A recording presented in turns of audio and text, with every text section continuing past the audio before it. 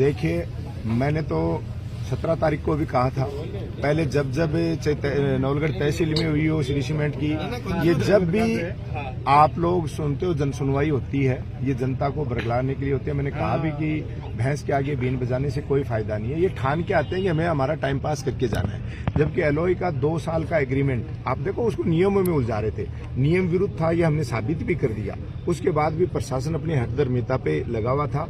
हम लोग बार बार कह रहे हैं, हम विकास के खिलाफ नहीं हैं। हम लोग ये चाहते हैं कि जो वादे इन्होंने पहले किए थे उनकी कंप्लायंस रिपोर्ट हमें दें, और उसके साथ साथ ही हमारी सारी जो डिमांड्स हैं, जो पहले इन्होंने वादे कर दिए थे, क्योंकि दूध का जला हुआ छाछ को फूंक मार के पीता, आपको पता है, वो कर दें। क्योंकि आज एक फैक्ट्री फंक्शनल हो चुकी है, हमें ये पता है ये सारे सिस्टम धीरे धीरे डेवलप होने हैं, लेकिन डेवलप होने से पहले हम हमारी प्रकृति को, हमारे युवाओं के रोजगार को, हमारे इस सारे एनवायरमेंट को बचाने का प्रयास, क्योंकि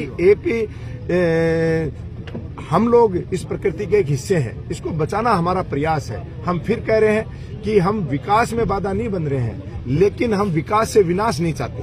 हम विनाश के खिलाफ हैं, और हमारी विचारधारा की विनाश से कैसे बचा जाए, उन सारी बातों के हम बार बार इनको सजेशंस भी दे रहे हैं, लेकिन जो लोग अपनी हठधर्मिता पे बढ़े हैं, तो उस बात पे आज हमने इनको ज्ञापन भी दिया है कि इन मांगों पे आप पहले काम कर लीजिए, उसके बाद आप अगला कोई काम कीजिए। प्रशासन को लेकर 6 दिन में दूसरी बार प्रेरण लेकर जो जन सुनवाई की गई है, इसको लेकर इतनी जल्दी क्या है कि 6 रोज में 2 सुनवाई? देखिए, प्रशासन दबाव में है, हमने जो महसूस किया, नोट किया, जबकि इन्होंने 15 दिन का समय मांगा था 17 तारीख को कि हम पीछे की क्लियरेंस 15 दिन में आपको कर देंगे, तो उसके बाद भी हो सकती थी, और कोई चीज तय हो जाती है वो आगे एक्सटेंड भी होती है, आप सबको पता है।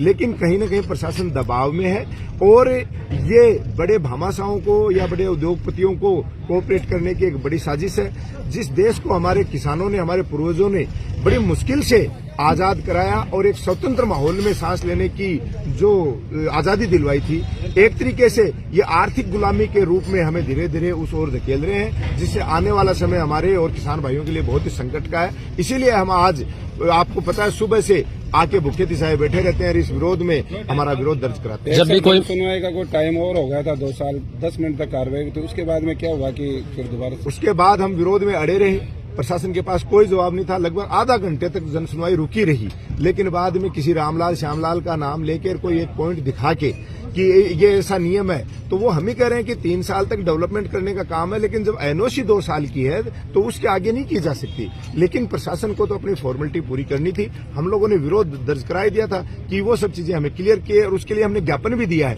कि अगर इस तरीके का कोई नियम है तो उसको एक चिट्ठी, ये हवाला देते हुए एडीएम साहब, झुंझुनू जिला प्रशासन खुद एनजीटी को, केंद्र सरकार को, राज्य सरकार को लिखेगा।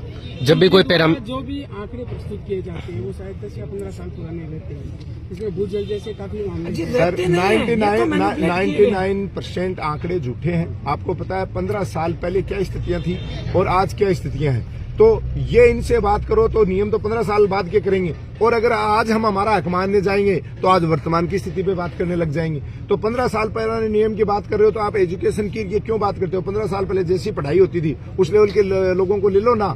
फिर ये स्किल का नाम क्यों लाते हैं बीच में? क्योंकि स्किल आज जरूरत होगी आज की, तो आज की जरूरत होगी तो आज की जरूरत के हिसाब से नियम कानून का दे होने चाहिए, यही हमारी मांग है।